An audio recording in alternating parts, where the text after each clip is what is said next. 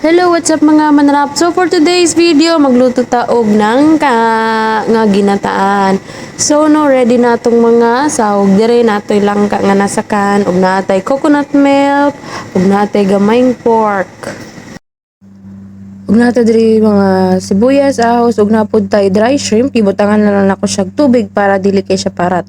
Ug of course no, sa first na buhaton ato siyang gisahon uban ang ato ang karne gamay, gisahon nato ang mga lamas.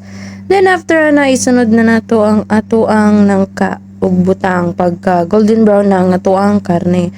So no, gisunod na nato ang atong nangka diha, timplahan na nato asin og unsa pa nang pampalasa nimo og butang na nato ang coconut milk duha ka lata kay para gyud lami siya. So babukalon lang nato siya until mahumok ang ato ang nangka, no?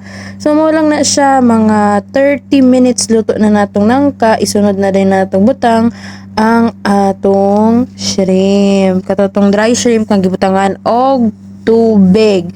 So magdepende na sa inyo guys, no, kay kita lahi-lahi mi ito mga nilutuan. So mo na siya ang ako ang diskarte magluto sa nangka. So mo nagisunod na nako ang katong shrimp ug ready to serve na ang atuang langka.